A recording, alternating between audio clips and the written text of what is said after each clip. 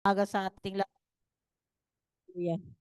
Tunay nga na mabuti ang Diyos sa umagang ito dahil tayo ay nandito, tayo ay buhay na sama-sama muli upang sumamba sa Panginoon. Ang ating reading ngayon ay sa awit 91, verse 1 hanggang 16. Tayo magbasa sa awit. Puri ng Diyos. Andiyan na ba ang lahat? At makipagbukas kayo sa akin sa awit 91, awit ng pagtitiwala sa Diyos. Sa verse 1, sabi dito, siyang naghahangad ng pagkupkup ng kataas-taasan at mananatili sa kalingan niyong makapangyarihan. Makapagsasabi sa kanyang Panginoon, muog ka't tahanan. Ikaw ang aking Diyos, ang Diyos na tangi kong pinagtitiwalaan. Ika'y liligtas niya sa panganib, sa umang ng bitag, at kahit anumang mabigat na salot, di ka magdaranas. Lulukuban niya sa lilim ng kanyang matlabay na pakpak, sa kalingan niya ay tiyak mo na ikaw ay ligtas. Iingatan niya at ipagsanggalang pagkat siya'y tapat. Pagsapit ng gabi, di ka matatakot sa anumang bagay. Maging sa gawaing biglang paglusob, pagsapit ng araw. Ni sa anumang darating na salot pagkagat ng dilim. Di ka matatakot sa kasamaan mang araw kung dumating. Kaya na mabuwal sa iyong harapan ang 1,000 tao, sa iyong paligid ang bilang ng patay, maging 10,000, di ka matatakot at natitiyak mong di ka maaano. Ika'y nagmamasid at sa panunood iyong mamasdan. Yaong masasama ay makikita mong pinarurusahan, sapagkat si Yahweh ang iyong ginawang tagapagsanggalang at ang pinili mong mag-iingat sa iyo kataas-taasan. Di mo aabuting ikay mapahamak at walang daratal. Kahit anong oring mga paghihirap sa iyo tahanan. Susunugin niya ang maraming anghel, sila ang subaybay. Kahit sa ang dako ikay maparoon, tiyak iingatan. Sa kanilang palad ay itatayo ka't silang magtataas nang hindi masaktan ang mga paa mo sa batong matalas. Kahit ang tapakan mo ay mga leon ahas na mabagsik, di ka maano sa mga serpiente at leyong mababangis. Ang sabi ng Diyos, aking ililigtas ang tapat sa akin at iingatan ko ang sinumang taong ako'y kilalanlin. Pag sila'y tumawag, laging handa ako na sila'y pakinggan, aking sasamahan at kung may hilahil ay sasakluluhan. Aking ililigtas at ang bawat isa ay pararangalan. Sila'y bibigyan ko at gagantipalaan ng mahabang buhay at nakatitiyak na ang tatamuhin nila'y kaligtasan. Purihin ang Panginoon. Hallelujah. Hallelujah. Patuloy lang tayo magtiwala sa Panginoon sa lahat ng ating ginagawa araw-araw. Purihin ang Diyos. Amen. So, mag, mag-YouTube muna tayo ng ating worship song for now. Awitin natin yung sana makita ko pala dito. Okay. Hallelujah. So, ang ating pong binasa ay ibig sabihin kita dyan kapag ikaw ay nagtitiwala, ikaw laging, ang pinagtataguan mo sa lahat ng problema o tinatakbuhan mo sa lahat ng iyong problema ay ang Diyos. Yan. Merong protection, may reward, at merong good result. Yun yung eternal life or salvation. Amen. So, ano ba to? I-share ko, no? I-share. Wait lang po, ha?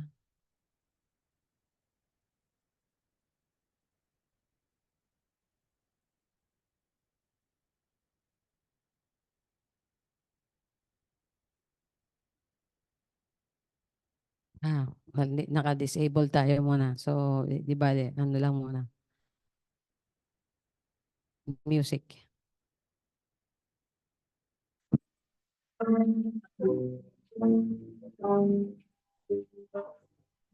Mula sa putik ako'y hinango, nilinis at binago. Walang kasing dakila ang pag-ibig mo.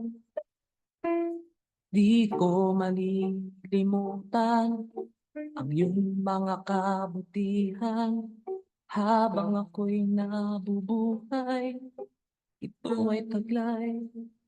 Labi ko'y sambit ang papuri, puso ko'y umaawit.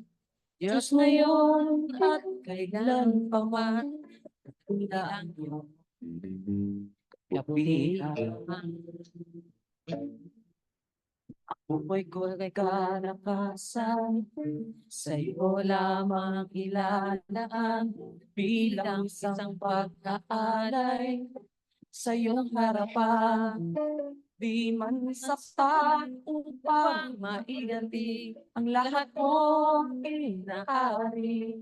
Diyos buong pagkukumbabang aking sinasambi. Sinasamba kita, pinupuri kita. Ang pangalan ko'y itataas.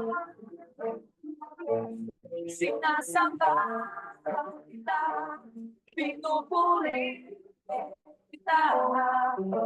Diyos sa buhay ko'y dakila ka.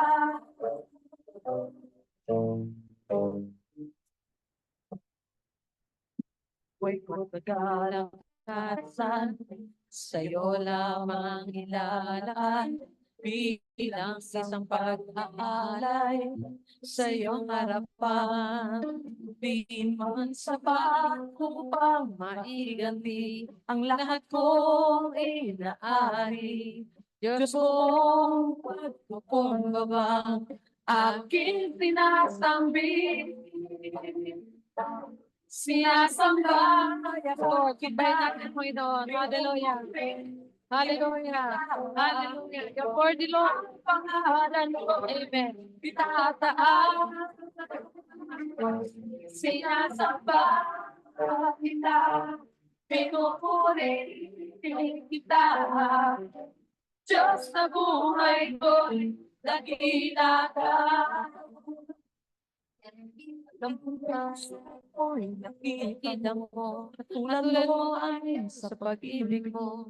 Itong buhay ay inaalay ko, ito ang tanging magagawa ko. Napapakan namin.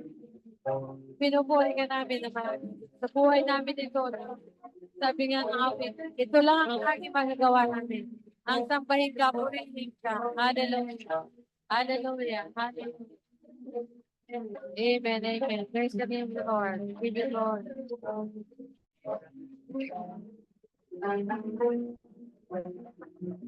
Sinasamba pinupuri kita. Ang pangalan mo itataas.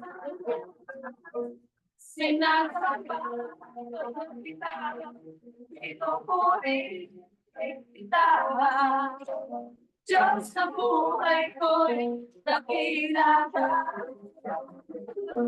Sinasamba kita, pinupuri kita. Ang pangalan ko itataas.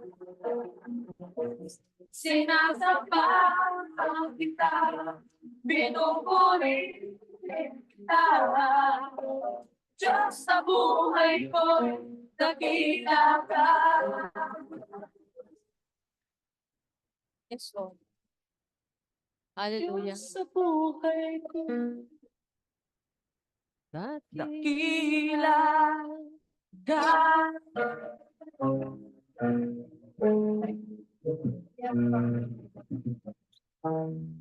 Hallelujah, hallelujah, hallelujah. Purihin ka nga, Ama. Sambahin pangalan mo. Sa umaga nito, konti man, marami man, iisa lang, O Diyos, ang makapagpapasaya sa inyo. Ama, ang papuri at pagsamba ng iyong mga anak. Mga anak na tunay na nagtitiwala, tunay na nakakakilala, kumikilala, at sumusunod sa iyo, Ama namin, sa papasakop sa pagka-Diyos mo. Glory to your name, Father. Tinataas namin ang aming mga kapatid. Hallelujah. Tinataas namin ang bansa. Tinataas namin ang iglesia na ito. Tinataas namin ang iyong mga anak. Tinataas namin ang buong iglesia nyo at buong kaharian mo sa mundo na ito. Hallelujah. May they give you glory. May they give you praise this morning. Hallelujah. Hallelujah. Hallelujah. Salamat po. Pakalinisin nyo ang mga anak, Panginoon, ang iyong mga anak. Pakalinisin mo ang aming puso't isipan, ang aming katawan, ang aming kaluluwa at spirito. By the blood of Jesus, we claim healing, we claim cleansing, we claim sanctification, Father in heaven. Hallelujah. Glory, glory to your name. Sambahin, sambahin ang pangalan mo. Sa pangalan ni Jesus. Amen and amen. Praise the Lord. So ngayon ay meron po bang gustong magpatotoo at yan ang kailangan. Kailangan kahit sa anong korte may patotoo. Pag walang patotoo, hindi kagad-kagad pinaniniwalaan, di ba? Yan. Hallelujah. At syempre, dahil si Ben na lang ang kasama kong matanda rito, bukod pa sa inyo, pero baka meron po muna sa inyo sa kabilang linya ng ating pagsamba na ito. Meron po ba? Kayo po ba ay may natandaan, naalala ng kabutihan at kadakilaan ng Diyos na buhay? At mamaya po, mayroon din ako isi-share. Hallelujah. At ito nga yung nangyari sa atin sa pagsamba natin na dahil guest speaker ako ay doon sa relocation. Diyan lang sa bundok na yan. Meron po ba gustong magpasalamat at magpuri? Anybody? Naririnig po ba tayo sa kabilang linya at meron po ba silang boses sa kabilang linya kung naririnig ko sila? Meron po ba sa inyo?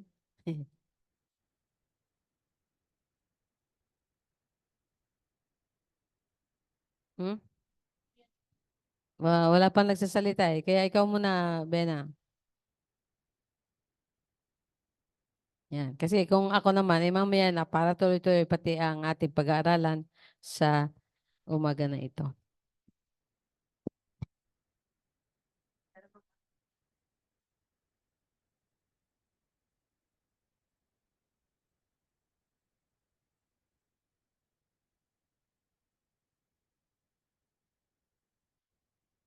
Purihin ang Panginoon. Hallelujah.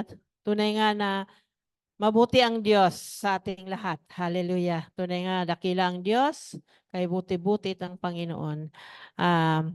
Pasalamat ako sa Panginoon. Yung ang binasa kanina, 'di ba? Yung sa awit 91. Sabi niya sino yung naghahangad ng pagkupkup ng kataas-taasan. Sabi niya, he that dwelleth the secret place of the Most High shall abide under the shadow of the Almighty, and I will say, He is my refuge and my fortress, in whom my God I will I trust. Sabi kong ganun. Tunay nga na talagang nagkasakit nga ako eh. Hindi unexpected to na magkakaroon ako ng karamdaman kasi nung katapusan ng May ay bising-busy ako dahil sa mga bata.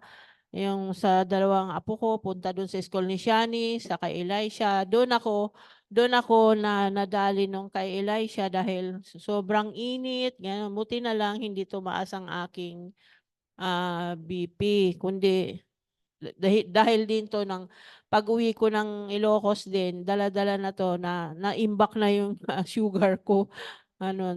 Tumaas pala siya ng so Huwebes yung ni Elisha recognition, pagdating ng Friday, yun na yung yung naramdaman ko na yun, na manhid na yung dito ko, tsaka yung kamay ko.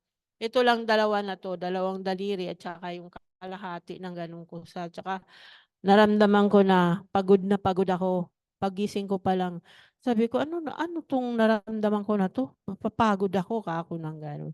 So, tapos halos hindi ako makagulapay sa pagkilos ko. Purihin ang Panginoon at, nang nagpa-blood chem ako, taas nga ng sugar ko, 380. So, ang daming reseta, mataas ang cholesterol ko, sugar, uric, yung BP ko, tsaka meron daw akong, konting fatty liver, sabi kong gano'n, sabing gano'n. Kaya sabi ko, "Lord," sabi ko ng gano'n, "ayokong mag-inom niresetahan ako ng metformin." Sabi ko, "Lord," sabi ko, "hindi naman talaga ako diabetic, Panginoon." Sabi kong gano'n.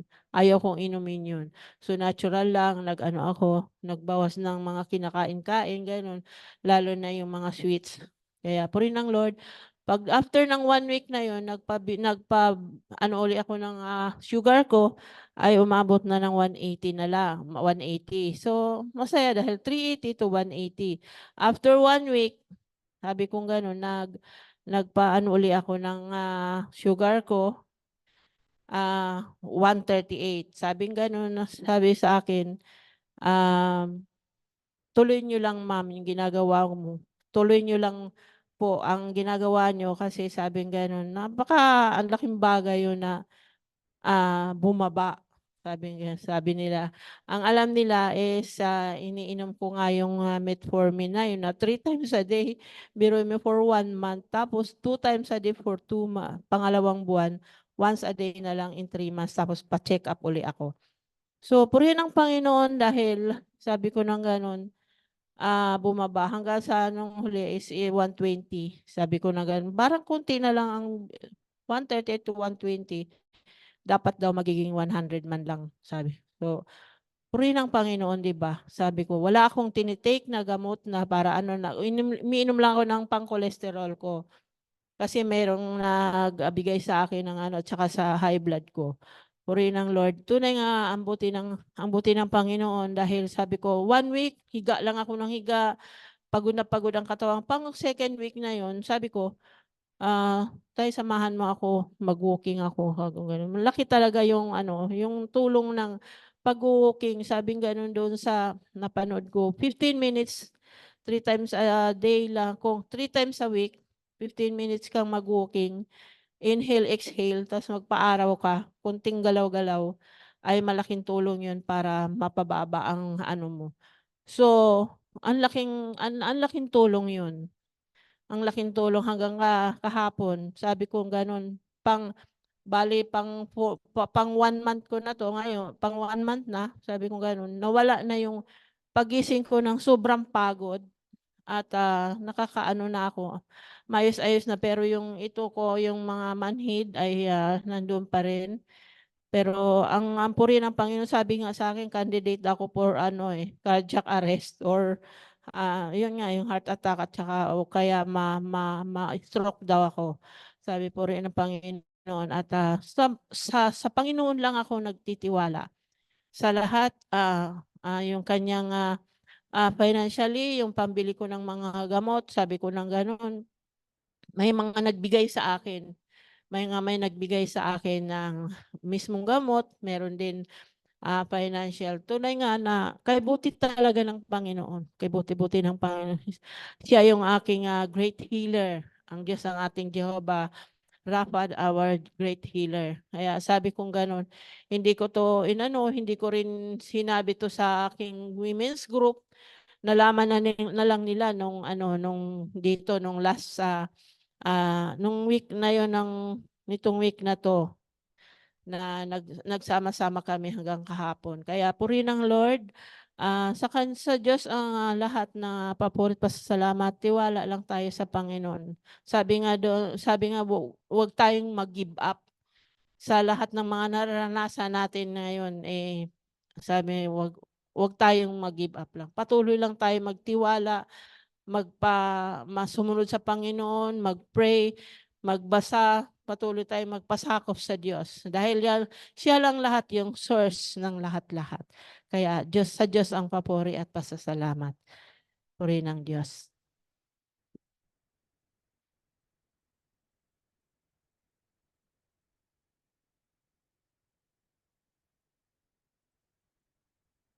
Salamat sa sakit kasi mararanasan mo ang kagalingan.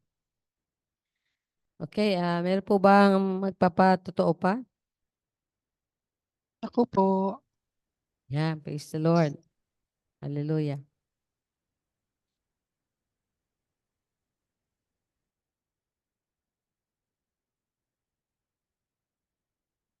Malinaw naman po ba yung microphone natin dyan? Yes po. Ayan. Purihin ng Panginoon sa bagong umaga, sa bagong Sunday, sa walang katapusang Sunday. Pero alam natin ng Sunday matatapos din. At ang araw ay matatapos din. Hindi lang natin alam kung ito ba'y sa ating lifetime o baka mauna na tayong mawala bago pa matapos ang panahon.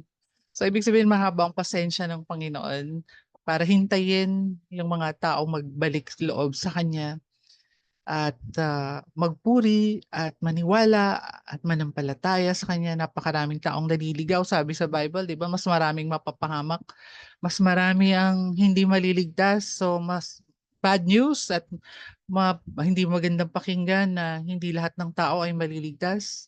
Pero gagawin natin ang ating makakaya sa konting lakas na ibinigay sa atin, sa mga gift na ibinigay sa atin, sa talent na ibinigay sa atin. Sisikapin natin ang lahat para maakay ang mga naliligaw at nawawala pabalik sa Panginoon. Sabi nga, mahalin mo ang iyong Diyos ng buo mong puso, buo mong isip, buo mong kaluluwa, buo mong lakas. So lahat-lahat, diba? So ang tanong, ilang percent kaya ang naibibigay ko sa Panginoon? 20, 30, 50, kalahati ba? Pero di ba dapat lahat, sabi, mahalin mo ng buo mong lahat ang Panginoon. Noon, nung di ba, atheista ako, hindi ako naniniwala sa Diyos. Yan ang aking nature, yan ang aking nakaraan. Ngunit tinawag niya lang ako, nagpakita siya sa akin dahil humingi nga ako ng ebidensya. Mismo siya na mismo nagpakita at nagsalita sa akin. So, sa mga tao matitigas ng ulo, yan, maraming katulad ko, maraming hindi naniniwala. Pero may milagro ang Panginoon, 'di ba, sa buhay natin. Palaging may milagro. Ipunin lang natin 'yan, i-collect. Yan ang gagamitin natin para patotoo sa mga tao. Ating mga gifts, spiritual gift, ano ba 'yan? Fivefold gift, 'di ba? Pastors, sa iba ay gifted as pastors like si Ate Beth, teachers. Ako, I'm one of the teachers. I believe that merong prophecy. I have a gift of prophecy also. Pero minsan hindi siya nag-work kapag ikaw ay hindi obedient or ikaw ay medyo naliligaw. Hindi ka nagiging daluyan ng mga gift na yan. Hindi ka magagamit kapag ikaw ay lumiliko, di ba? So mahalaga yung baso daw na yun, naalala ko nung ako ay lumalago or teenager sa Christian life. Kailangan yung baso na yun, yung iinuman, hindi madumi.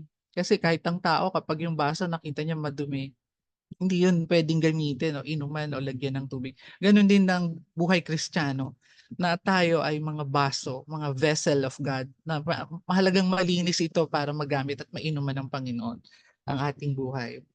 So iyon, na-share ko lang yon at salamat sa Panginoon na si Ate Bena sa ating mga edad ay pinapanatili tayo. Walang forever, sabi nga ang forever lang sa atin ay yung buhay nating walang hanggan, na ang ating katawang pisikal ay masisira, kakasakit, tatanda, mamamatay. Hindi forever yung ating katawan dahil nga ito ay nahawakan ng kasalanan. At hanggang ngayon, nakikipaglaban tayo sa hawak ng kasalanan na yan na nakatira dito sa ating flesh. Pero ang forever, yung ating kaluluwa at puso at espiritu ay forever mapapasa Diyos pagkatapos ng buhay natin dito sa mundo. Amen? Di ba magandang pakinggan? So ano pa? At tungkol lang sa kalusugan, yung aking tinitake kasi barley, mahal yun. Yung Santi barley. Tsaka maraming mga supplements at mga mahalaga sa katawan natin, vitamins, makuha ng katawan natin. Pero may time na syempre walang pera, walang pambili. Ang ginagawa ko na lang, i-share ko rin sa inyo, sa bawat isa, healthy ito, hindi lang sa mga matanda, kundi sa bata rin. Na-research ko, ang pinakamasustansyang gulay sa buong mundo ay yung saluyot. So marami sa Pilipinas saluyot, diba? At ikalawa ay yung malunggay. So 5 yan. Yung saluyot, malunggay, talbos ng kamote, dahon ng sili, at kulitis. Ewan ko kung alam niyo yung kulitis. Matinik yun pero kahawig siya ng saluyot. Yung saluyot nga lang makintab.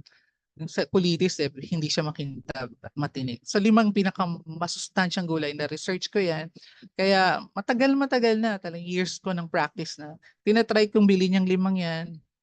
I-boil lang. Tapos yung tea nun, iinumin mo lang everyday kahit anong oras.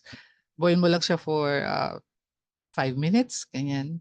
Tapos yung pinaka-tsaan niya, yun ang inumin mo. Yung gulay, nangihinayang ako, ginagawa ko dyan, ini-ensalada ko or dinidinding ko.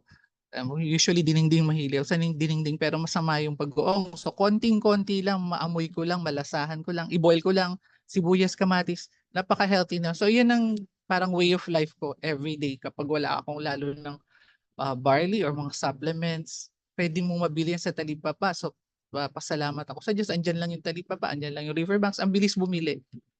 Kung hindi mo man makompleto, okay lang. Isa sa 5 doon. So saluyot, malunggay, talbos ng kamote, dahon sili. Mas maganda kung kumpleto. Tagli 5 piso lang kasi isang tali dito. Pero ngayon balita ko 10 pesos sa isang tali. So 50 pesos yan.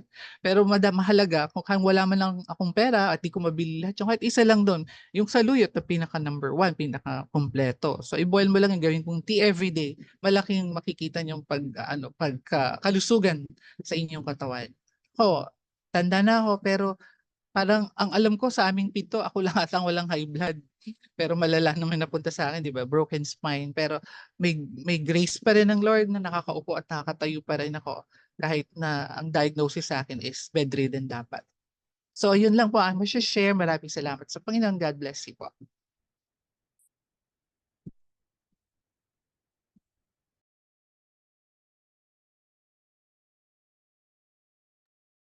Amen. Praise the Lord. So, anong sabi doon God shots? O ano yung mga na-take natin sa una?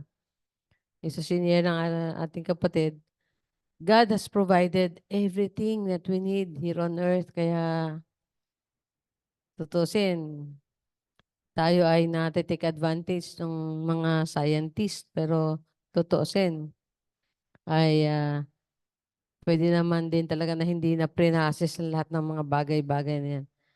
Anyway, at isa pa, God shots natin, kahit sinabi ng doktor, maaring iba din talaga yung sinabi ng Panginoon. Pwede rin yun. Praise the Lord. So, meron pa po ba? Magpasalamat sa Diyos at pagkatapos ay tutuloy na tayo sa ating magmuni-muni sa salita niya. Kung wala na, okay, meron pa. Wala na? O meron pa? Okay. So, reserve for next time. So, ang patuloy natin pinag-aaralan ngayon ay ang Jesus through the Bible. Di ba? So, nakita natin dito na lahat ng, totoo yung sinabing sentro ng Biblia ay si Jesus. No? Kaya nga, ang sentro ng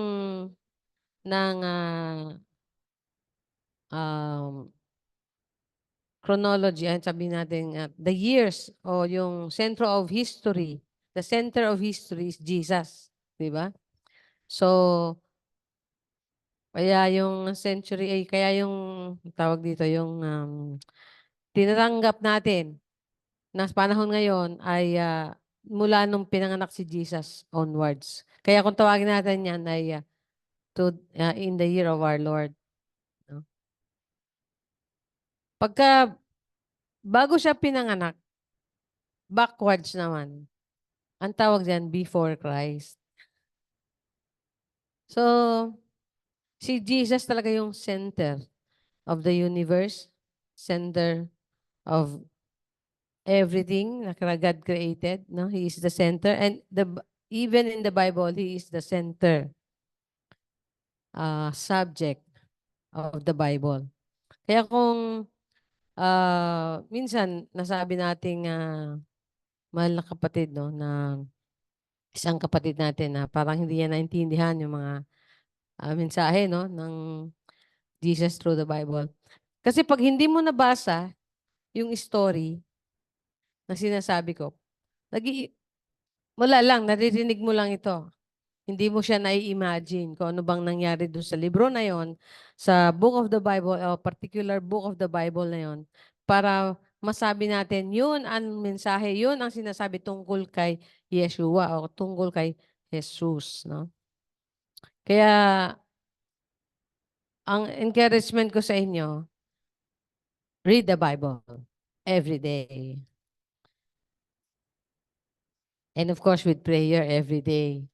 At isang ang tanong, pinaka number 1 tanong sa pag-aaral ng Biblia ay yung ano ang sinasabi ng talata tungkol sa Diyos, sa Ama, Anak, at Banal na Espiritu. Pero dahil nakita natin yan, at yan ang ating tema, yung Jesus through the Bible, ang hinahanap natin ay yung tungkol kay Jesus. No? So yung portrayal ng Bible about Jesus. At yung mga bida dyan na nagpo-portray about Jesus. No? Sino yung pinapakita dyan? O sino si Jesus sa pinapakita dyan ng mga bida dyan sa mga Bible books na yan? Okay, so tayo ay, nung nakaraan ay natapos natin yung Joshua. No? Napakagandang libro. Kasi yung Joshua na yan ay, yan yung pag-conquer talaga nila ng actual. Pagkipaglaban nila ng actual. Doon sa mga taong gustong i-annihilate ni Lord dahil sa kasalanan. I-judge na ni Lord dahil sa kasalanan. At ang ginamit niya sa judgment niya, diyan sa mga taong makasalanan diyan, ayaw kumilala sa kanya, ay ang Israel. Pero makita natin dito, hindi sila talaga ginudge as a nation din eh. Kasi may mga particular na tao na galing sa nation nila na naging kalahi ni Jesus. No? Katulad ni Rahab. Di ba? Yung sa bayan sa Jericho na pinataob ni Lord ang napakalaking pader, napakataas na pader. Ginanon lang niya. Isang ganun lang. Isang praise the Lord lang ng Israel. Tapos merong kalahi sila dyan na naging kalahi ni Jesus, si Rahab. Di ba? Kaya, mapapansin mo dyan, kaya ano ba yung connect yan tungkol sa kay Jesus? Lahat yan. The Bible from the beginning ng Torah or 5 books of Moses hanggang Malakay. No? Ilan libro? Hindi. Genesis to Malakay? 39. No? So, yung 39 books na it happened and was written before the birth of the Messiah or Jesus Christ or Yeshua. Kaya titignan mo, nakakonect talaga dun, nakapunta dun. It is towards the coming Messiah. At mula naman sa Matthew, the 4 Gospel, nagsimula naman kay Jesus, the Messiah himself na. And towards our day, ay si Jesus na yung talagang actual and realization or reality or sabihin natin na yung ang tawag dito yung nangyari na yung naging actual, no? Na nung sinasabi pa lang, minaprophesy pa lang, yun na. It was fulfilled. No? It was seen in the life of Jesus. Yung sinasabi noon, the coming Messiah, the coming King, the coming Redeemer. Di ba? Na nakita natin sa mga life ng mga father o yung people of faith like Moses. No? First is Abraham, then Moses, then Joshua.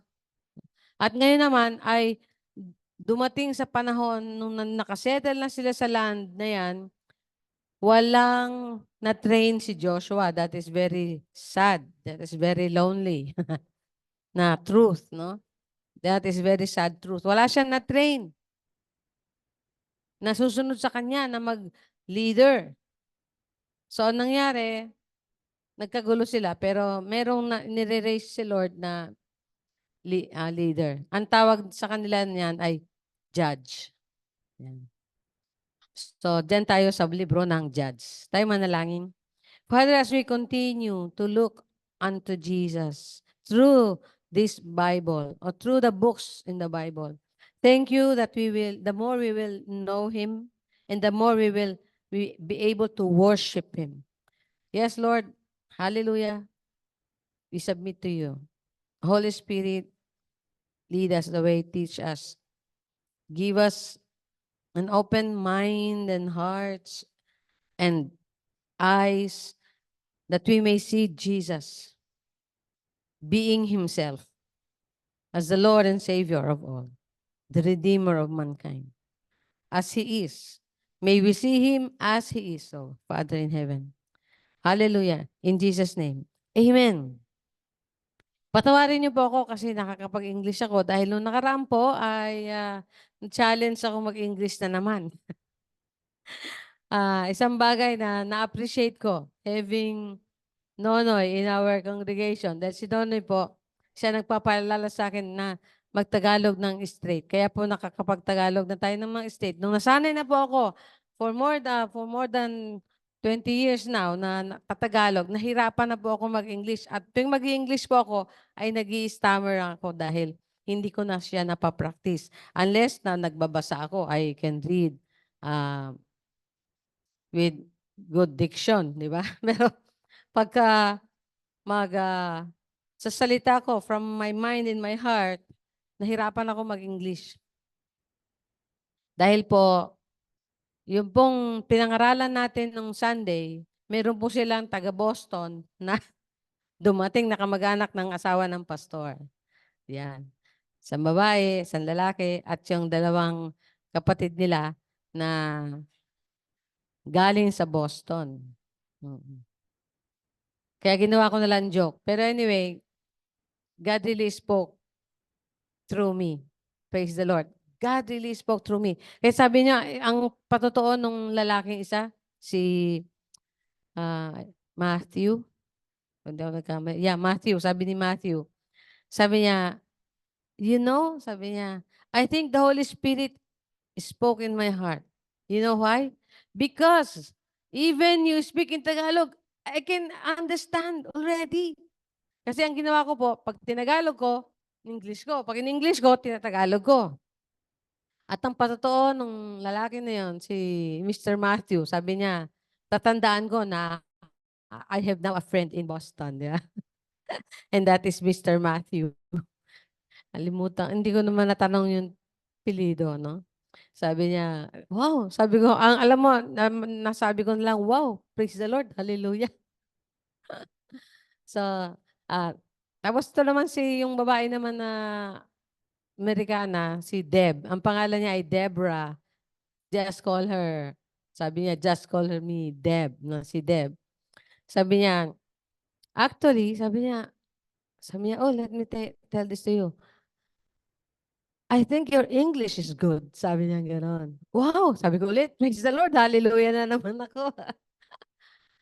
Ang problema niyan, natulala yung mga Pilipino natin kapatid, na hindi nila ata naintindihan yung sinasabi ko. Nakatulala sila eh. Kahit nagtatagalog daw, nakatulala lahat sila. At tuwa siya. Jewish siya, no? Si Deb, Jewish siya. Sabi niya, I was raised as a Jewish. Sabi niya gano'n. But, kaya pala itsura niya, talagang Hudyo ang itsura niya. Tapos napakalaking babae, no? Malaki pa sa'yo, Ben. Ang laki ng taba. At tangkad. Ang laking tao. Ha? Tapos, sabi niya, na-born again nga daw siya. Sabi niya, iba daw yung makilala mo o malaman mo na si Jesus ay Hudyo. Kaya ibang-iba daw, sabi niya. Nang makilala ko, malaman ko na si Jesus ay Hudyo, sabi niya. So, na-born again siya, sabi niya, naging Christian siya. At ito masaya. Sa AG siya naging Christian. Assemblies of God. Yeah, praise the Lord. Sabi ko, wow, praise the Lord. Hallelujah. Okay, so yan lang yung mga patotoo pa. Pangatlo patotoo ko, yung nilapitan ako ng kapatid ng pastora. Ay gusto niya ipanalangin ko yung ano. Actually, ito si Luisa na asawa ni Pastor Dave. O Abet, kung tawagin namin. Ay isa siya sa nalay hands ko noon na nakapag-speak in tongues. Kaya purihin ng Diyos. Kaya sabi, pagka gusto niya ako mag-pray, sabi niya, Pastora, pwede ba ipag-pray mo ang kapatid ko? Kasi nagkikimo siya. So, alam niyo naman ako, dahil sa madami kong experience na pinag-pray at umuwi kay Lord, sabi ko, ang lagi ko lang ang inaangkin kung anong kalooban ng Lord, okay, pero pag pray ko siya, yun ang desire niya. So, pinag-pray ko siya, nung kumakain na kami, sabi niya, I appreciate your prayer for me. I really thank you for that prayer. Sabi niya ganon. And now, even I die, I am ready. Sabi niya, I am ready to face the Lord. Sabi ko, wow, yun ang greatest miracle, di ba? Ha? Hindi yung healing, kundi yung soul niya. Nagkaroon ng healing. Hallelujah. Kaya daming patotoo, no? Talagang sinin tayo ng Lord doon. Actually, that is the third or fourth time ko na napunta doon sa church na yon. At sila ay ilang years na, Ben? 34? 34 years yung church nila. So, mas mauna sila sa atin ng 12 years dito sa Montalban. Actually, daughter church sila ng Bethel, Burgos. Na almost 60 years na. Grabe, di ba? Yung Bethel, Burgos, almost 60 years na po yun diyan sa Montalban. Kaya kung ilang taon yung Montalban, number 1 tong na ministeryohan ng mga Assemblies of God. Wow. Hallelujah. Praise the Lord. Hallelujah. God is good. God is great. Na talagang makikita natin yung mga roots ng miraculous mission ng God. At pagkatapos yan, ay yun nga, napunta tayo after 12 years sila, napunta naman tayo dito. So, 34, tama ba? 34, tayo 22. Tama, 12 years. Amen. So, ano makikita natin sa Judges? Itong Judges na to, ay nagsimula na sila na gumawa ng sarili-sarili nilang gawain na hindi kalugod-lugod sa Diyos. No? At kaya,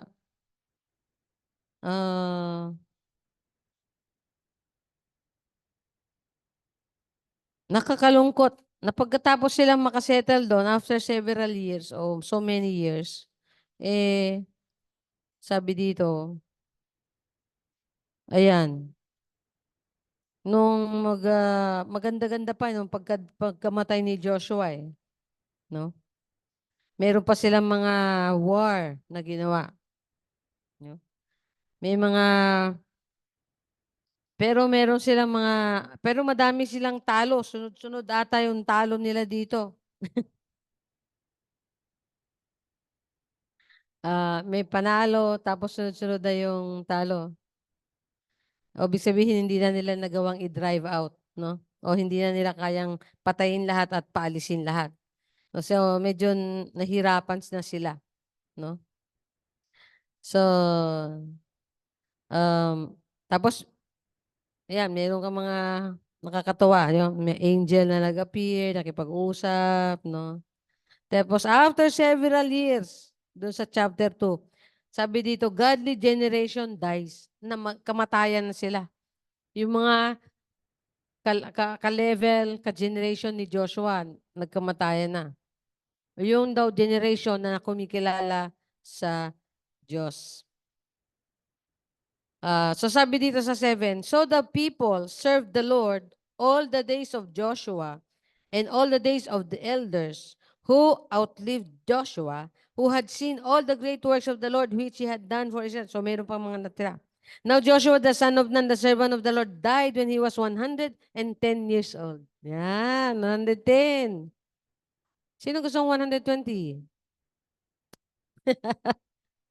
Amen daw. So ngayon 60 na si Bena. So 60 years na lang siya. 100 na. 120 na. Ay, 100, tama. 120. Konti na lang, Bena, 60 years. And they buried him within the border of his inheritance. Tapos sabi doon, when all the generations had been gathered to their fast, another generation arose after them who did not know the Lord. Saan kaya ang failure dito? Nagkaroon na ng generation. Pagkatapos ng generation ni Joshua at nung matatanda na yan, na naiwanan ni Joshua, sabi to, another generation arose after them who did not know the Lord, nor the work which he had done for Israel. Nung nagkaroon ng generation, hindi natin alam, i-research nyo kung ilang taon na yun. Nung pumasok si Joshua sa loob ng Israel, more or less 40 years old siya. So namatay siya ng 110. So meron pang konting taon nung after 100 after another more or less 10 years, nagkaroon na ng generation na hindi kumikilala sa Diyos. Yun ang masakit. Sa palagay niyo, anong feeling ni Lord? Saan nagkamali? Saan nagkaroon ng gap? Bakit nagkaroon ng pagkakamali? Siguro yung alam niyo na yun dahil mula nung panahon ni Abraham, isa lang ang mandato niya sa sinasabi niya sa pinili niyang pamilya, si Abraham. Sa magitan mo, tuturuan mo. Papagpalain natin ang lahat ng pamilya. Bakit? Sa pagpapakilala ng tunay na Diyos. So, ibig sabihin, nalimutan. Dahil siguro kagigera, nalimutan ng mga ama na ito na ituro ang Diyos, sino ang kanilang Diyos sa mga bagong generation. So, anong sabi? Another generation arose after them who did not know the Lord, nor the work which he had done for Israel. Then the children of Israel did evil in the sight of the Lord and served Baals. Nag-serve na sila sa Baal o yung sa imahe na Diyos-Diyosan. At ano pa? Ginagawa nila ang tama sa paningin nila. Hindi nila ginagawa yung tama sa paningin ni Lord, kundi tama sa paningin nila. Ang ibig sabihin doon, the children of the Lord did evil in the sight of the Lord and served the Baals. And they forsook the Lord. Kinalimutan, iniwanan, hiniwalayan, tinalikuran. They forsook the Lord God of their fathers.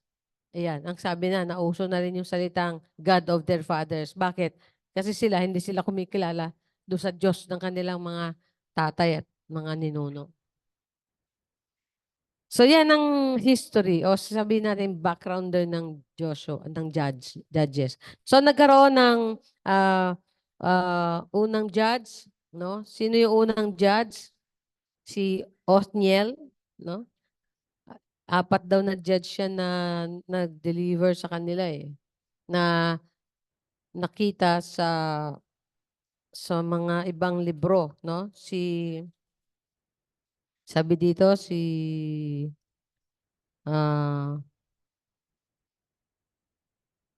ba yun? Si Othniel,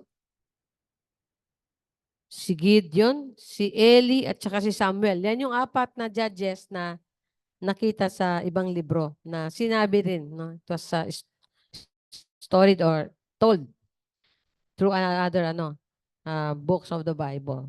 Yun, si Othniel, Gideon, si Eli, and Samuel. So dito ang unang nakita natin dito. Pero ang sabi dito, hindi daw to chronologically arranged tong judges na to. Kaya yung Othniel yan, hindi siya talaga yung unang judge. Siya lang yung unang kinwento. No? So the children of Israel dwelt among the Canaanites, the Hittites, the Amorites, the Perizzites, the Hivites, and Jebusites.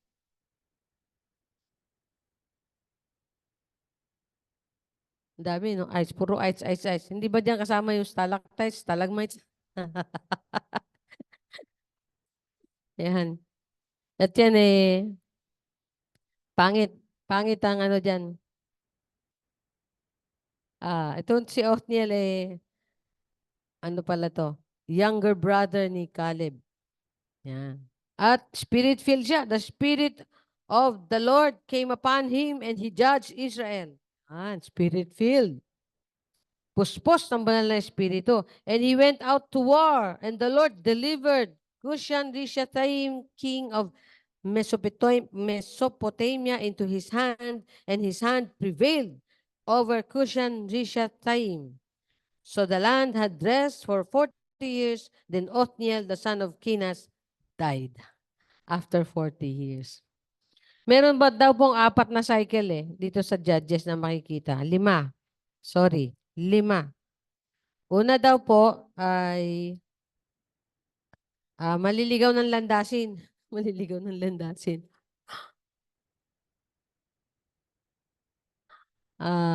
Nasa ba yun? Bakit? Hindi ko ata nasulat yun dito sa aking, sabi dito, una daw ay, teka, wait. Sorry. May cycle. Yan ang cycle, no? Yung cycle na yon, ang una daw ay apostasy or yung paniniwalang o paghiwalay sa Diyos, pag magiging matabang sa pananampalataya. Yung nagsisimula sila sa kasalanan, no, sa sin. So, pag nagkaroon sila ng kasalanan, maglilingkod sila sa ibang lahi. Magsiserve sila. Yun yung pangalawa sa cycle na yun. Na dinaanan ng mga through all the years na judges ang namumuno sa kanila. So, una, magsisin sila. Tapos servitude or they will serve other people. Supplication, mananalangin sila. Pag nahirapan na sila, tsaka sila mananalangin. At pag nanalangin sila, papakinggan sila ng Diyos. Salvation, that is the another S, the fourth S. Or dito sa ibang pagkakabanggit nila, na sa pagkakasabi nila, no, yung apostasy, oppression, and then deliverance. Yan. Pag nanalangin sila, magkaroon ng deliverance or salvation. At pagkatapos ng salvation, silence. Ano ibig sabihin? Magpapahinga sila. Hindi sila guguluhin. Hindi sila aawayin. At dito sa buhay ni Othniel, nung siya yung mag-leader, tinalo niya yung kalaban, ilang years sila na nahimik at peace? 40 years. Tapos, pagkatapos po niyan, alam niyo po ba ang mangyayari? Sa verse 12, and the children of Israel again, na naman, ulit na naman, another generation, did evil in the sight of the Lord. Yun na naman, ikot na naman ang cycle ng Diyos. Grabe, no?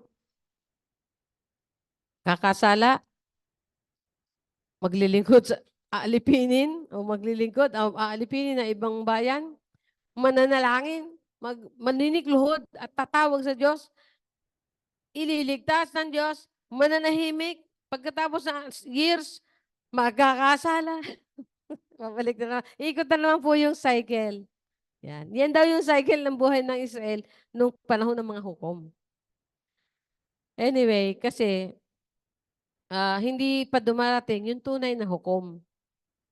Sino yun? The portrayal that is in this a book is Jesus, the true judge, the real judge. No? At righteous king. So ang kanyang pag nakita natin, tinignan natin sino si Jesus dito sa mga pangyayari nito. Siya talaga matuwid na hari. Siya is righteous king. Isa si Othniel na portrayal niya, di ba? Dahil siya ay matuwid na hari. Pangalawa, pag naging hari or judge ka o naging leader ka, ikaw ang magliligtas. Ikaw ang gagamitin ni Lord para i-save yung country mo o yung nation o yung Israel, yung sarili mong bayan mula sa pagkaalipin, servitude, or captivity ng bayan mo from other nation. So, savior ka. Tapos magro-rule ka na ng peace. Ruler ka na. At the same time, spiritual and political deliverer ka. Hey, praise the Lord. Hallelujah. Yan si Jesus. Kaya siya yung talagang judge. Diba? Siya rin yung chief shepherd, di ba? Siya yung talagang judge. Kaya sabi niya, who are we to judge others? Kung ibang tao, namumuhay ng hindi tama sa paningin natin, wag natin i-judge kasi hindi natin alam kung ano yung sinasabi niya kay Lord at ano yung usapan ni Lord na paano siya itutuwid or kung ano pa yung mga sinasabi sa kanya ng Panginoon. Eh, ang Lord lang nakakaalam. Kaya wag natin i-judge. Kaya sabi niya, do not judge. For by the standard you judge others, you will be judged also. So, tayo, ang standard natin, ang panukat natin yung mata ng Diyos. Hindi natin nakikita yon na nakikita ng Diyos. Yung mga alam niya na hindi natin alam tungkol sa tao, ang Diyos nakakaalam. Pero dito, ang judge dito, ruler, leader, deliverer, king. King. Kaya si Jesus lahat yan. It portrays Jesus in our lives. It portrays Jesus in the life of Israel. It portrays Jesus in the life of the church. He is the righteous King, our Savior, our ruler, spiritual and political deliverer. Biro mo, hindi lang talaga spiritual, pati political. Kasi nung time na yan, talagang politically, nagli-lead sila. Hindi spiritually lang, kundi politically sila ang ruler. Sila ang leader. Amen ba? Pero nililid niya to sa victory. Nililid niya sa worship kay Lord. Nililid niya sa peace. Yan ang rulership and leadership ng judge na yan. And that is Jesus also. It portrays the very leadership of Jesus. Praise the Lord. Hallelujah. Kaya worthy, di ba? Worthy lang na sundin natin si Jesus. Karapat-dapat lang na sundin natin si Jesus. Magpasakop tayo kay Jesus. Maniwala, magtiwala tayo kay Jesus. Sumamba tayo kay Jesus. Amen. Amen. Praise the name of the Lord. So, siguro naman, ang susunod po na libro, gusto ko sanang ituloy na nito eh. Pero ayoko na ituloy ng, gusto ko mamuni-muni nyo ito eh. Gusto ko basahin nyo yung Judges. Pagkatapos yung basahin yung Judges, mas maigsi lang naman yung susunod, basahin nyo yung Ruth. No? Kaya kung may memorize kayo ng libro na order ng book, and although it is not chronologically na lagi, no? Yun. Genesis, Exodus, Leviticus, Numbers, Deuteronomy, Joshua, Judges, Ruth, 1st and 2nd, Samuel. Tama ba? Oh.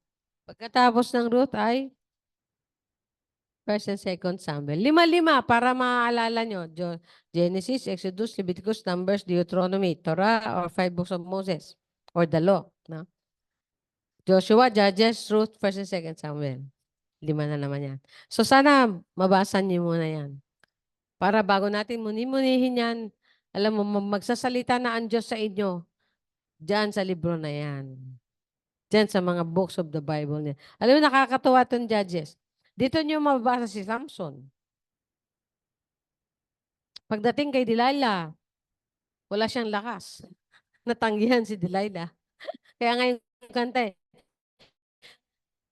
Run, Samson, run. Delilah's on her way. No? Si Delilah, ang nag-deceive sa kanya para matalikuran niya yung vow niya kay Lord. Kaya pinagupit niya yung, kasi sabi niya, ano ba yung sikreto ng kalakasan mo? Hanggang sa nakulitan siya kay Delilah. At siyempre, nasisipingan niya.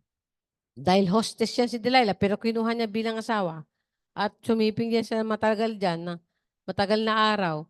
Eh, lagi sinasabi niya kanya, ano ba yung sikreto ng kalakasan mo? Eh, Pilisteo to. Siyempre, kalaban to. Hindi niya naisip yun. Hanggang sa niloloko niya, tapos iniyak siya na iyak. Siyempre, ang weakness ng puso ng lalaki kapag umiyak na yung babae, kahit ang Diyos siya, ganun siya eh, di ba? Nung umiyak na, nung iniyak ka, niloloko mo, hindi mo ko mahal. Oh, sige na, sasabihin ko na. Ang sikreto, nasa buhok ko. Pag pinutol mo, mawawala yung lakas ko. Hindi alam ni Samson na magiging totoo yun.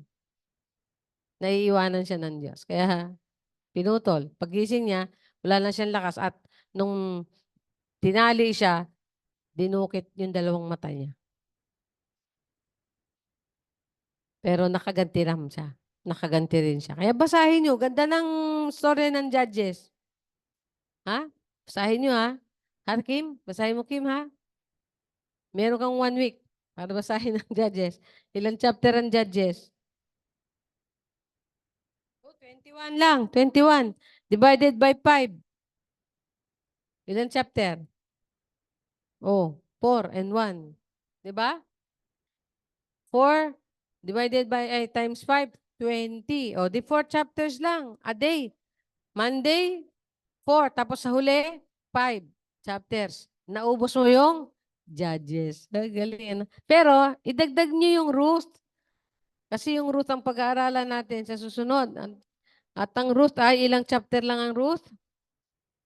4 chapters. Ayan, ganda naman. O, sige, gawin nyo ng 5 chapters. Para masama, at sa huli ay 6 chapter kasama yung Ruth. Mababasa mo lahat yan. Di ba, ang bilis lang? It will benefit you, mga kapatid. Kailangan nyong makilala si Jesus ng lubos. Sabi nga ng awit, ng paborito kong awit pag evangelism na song, I want Jesus in your heart. More than a pot of gold. More than a pathway to the sky. More than anything I know, I want Jesus in your heart. Ang frustration ko nung linggo nakaraan, hindi niya sinabi na good singer din ako. Kasi nawala yung climax natin dahil hindi ko alam yung kasunod ng paragraph na ano eh. O yan, ngayon lang naalala ni Kabaw. Sabi ko, ano yun? Let us sing now, everyone. Let us tell His love. He gave ba? Tapos, yun na. Let us join our spirit in the spirit of love. We are one in the band of love. Alam niyo, madami din nag-comment at saka ang daming views. Praise the Lord. Hallelujah. Sabi niya, more than anything I know, I want Jesus in your heart. Tayo manalangin. Ama, napakabuti mo sa amin. Isa lang naman talaga ang layunin mo sa amin. Makilala namin si Jesus ng lubos, ang aming tagapagligtas, upang sa ganon, lalo kami maging kawangis niya, o siya maging kawangis namin, o kami ay maging kawangis niya, Panginoon. Hallelujah. Hallelujah. Purihin ka, Panginoon. You are a good God. You are a great God. You are a God of miracles. Therefore, we can say, we are a miracle. Sabihin niyo nga sa sarili niyo, ako ay isang himala ng Diyos. Hallelujah. We praise you for everything. In Jesus' name, amen and amen. Praise the name of the Lord. Hallelujah. At tayo po ay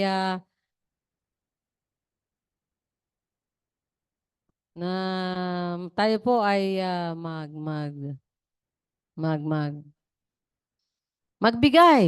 Yan. Halina't magbigay sa gawain ng Diyos. Kung nais mong ika'y pagpalain lubos. Halina't ihandog ang papuring awit. Sabay, limutan ka. Siguro, halina't ihandog ang mabuting hain, sabay ng pagsambat, pagpupuri. Praise the Lord. Bena, gusto mo manalangin para sa ating pagbibigay? At nandiyan po yung ating bulsito para sa ating offering. Ayan, may senior pa si ating kapatid. Pero napag-usapan na po natin yan last week, no? The book of Joshua. Now, share natin yung ating bulsito para sa ating offering. Yan. Ako po ay unti-unti na po natin nagbibigay yung ating mission. No? Meron na po ako nabigay na 1,000 o 1,500. Ay, hindi, 2,000. 17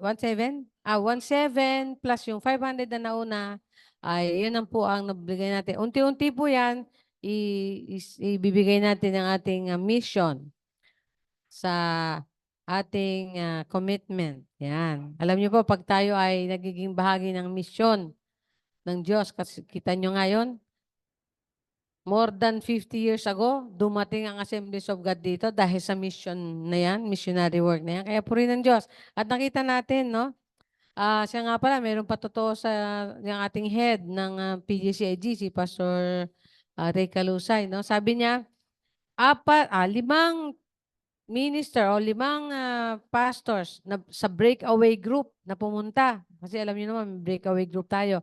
Pumunta sa breakaway group, ay bumalik. Oh, saan ka yan? Wow, praise the Lord. Answered prayer yan.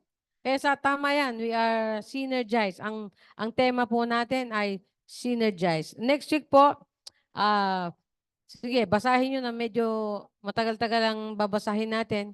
Ay isi-share ko yung meaning ng synergize, which is the theme of the PGCAG for this year. Kaya masambuti na rin, kasi sa July naman, sa July kasi, ay yan ating National Convention para mag-meditate, mag-pray, at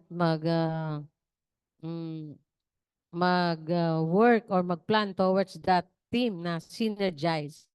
Kaya magandang tema to na put up natin sa puso natin. Nung nagbabasa ako kanina ba, kahapon, meron pa din ako nakita, ay maganda tong verse na to, no? Na magsasabi talaga na, sabi nga sa Pilipino together we stand, divided we fall.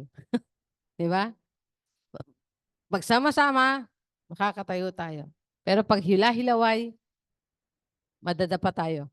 Hila-hilaway, hiwa-hiwalay. Praise the Lord, Ben.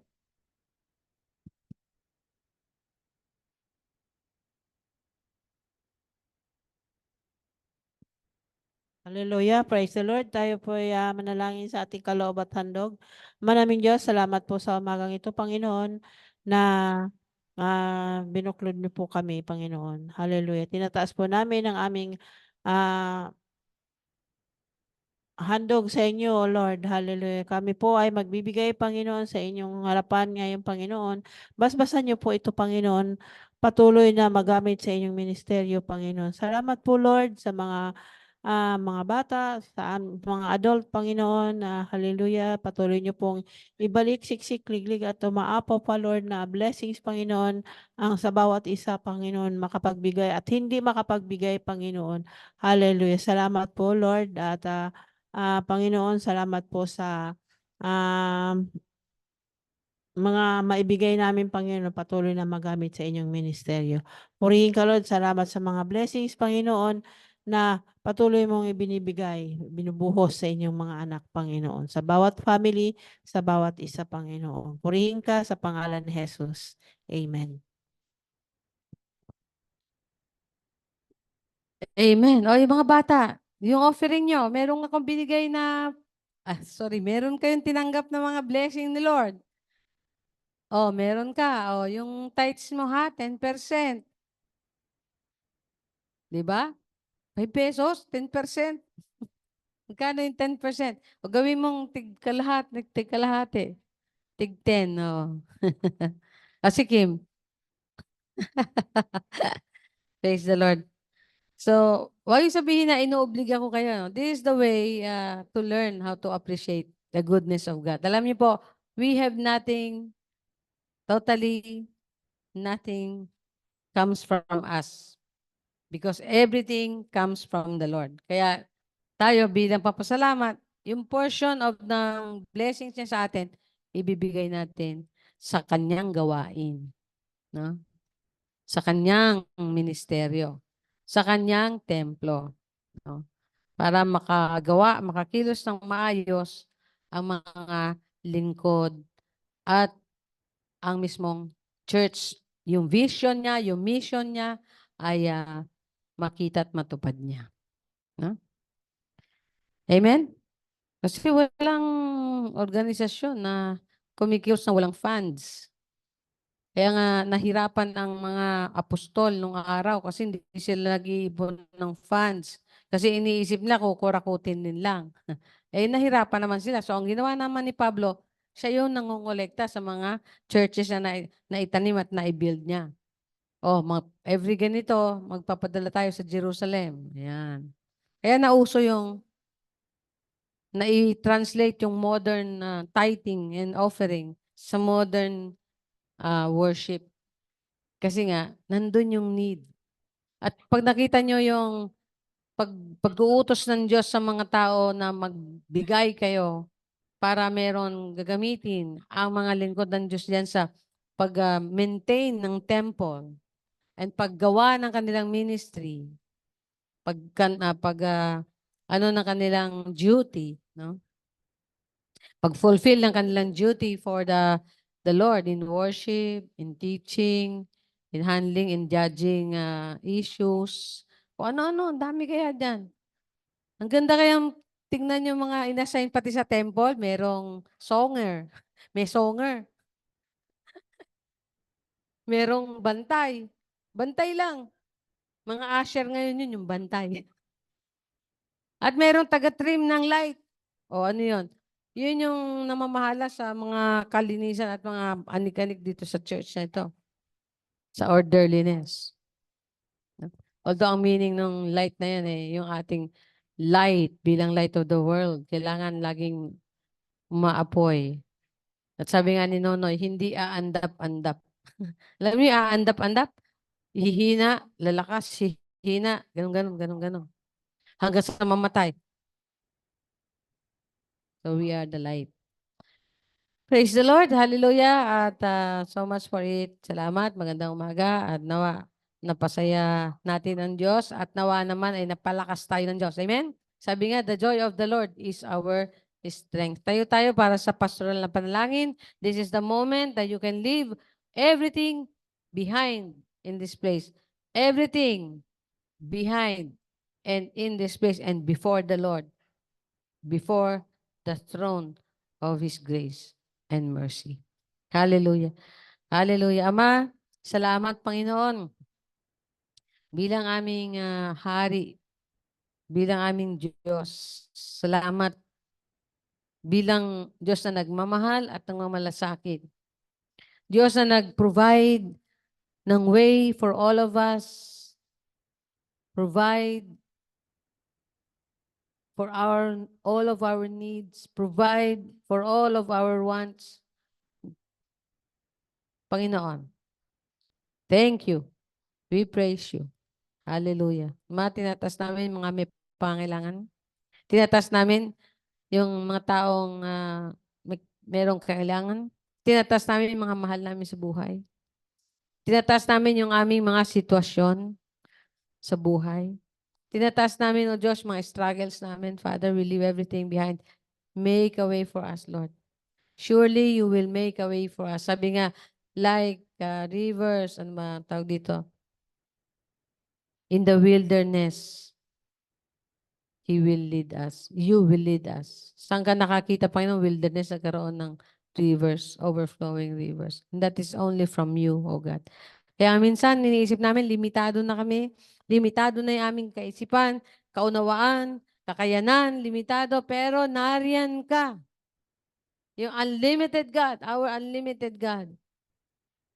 Unlimited resources, unlimited forgiveness, unlimited understanding, unlimited love, unlimited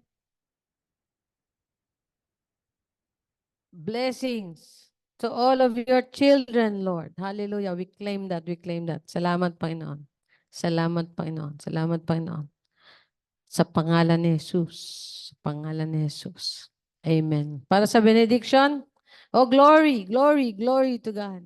Our Father in heaven, ikayo Diyos na nagmahal sa amin ng tapat at hindi nagbabagong pag-ibig sa magitan ni Jesus na iyong anak na pinagkaloob para sa aming katubusan, kaligtasan, at aming kalinisan.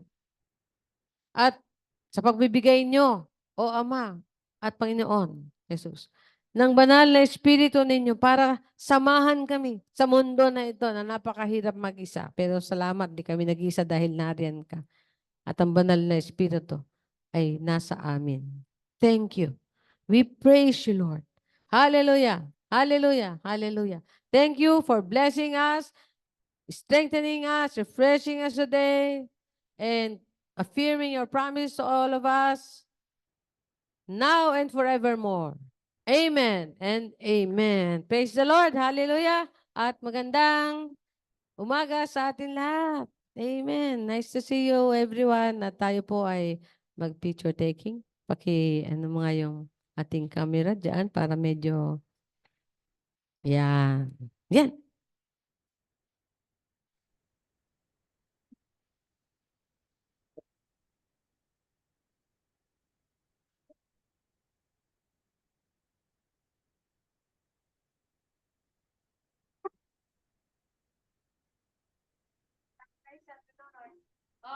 Jen, are you good?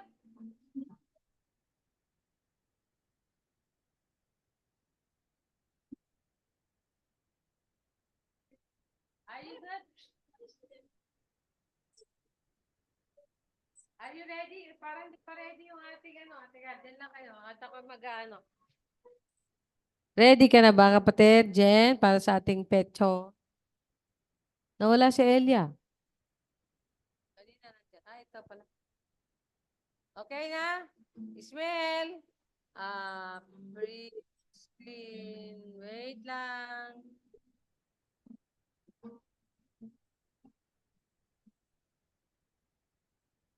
Tama ba? Tingnan ko nga kung okay na ka pa. Ay, yun. Nakaisa ako. Yan. Oh, wala si Jen eh. Naririnig ba tayo ni Jen? Naririnig mo kami, Jen? Nalibang.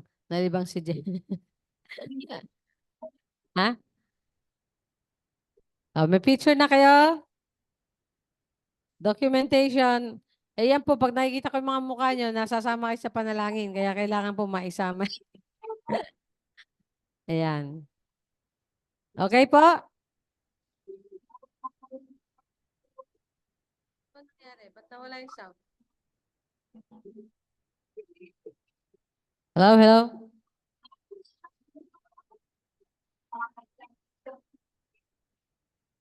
Hindi natin marinig.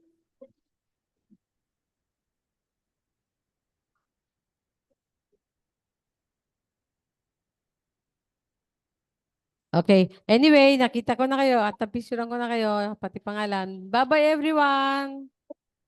Hello! Bye-bye everyone! Lord Bye, bless. Ate Bab. God bless. God bless. Bye-bye, Mick. Bye-bye. Lord bless you all. Love you. Oh, ito sa Tita Irene, tsaka si, pinatay na yun. Ayan, di pa pala. Okay. Bye-bye po. Bye-bye, Marian. Lord bless everyone. Bye. Bye, Amara.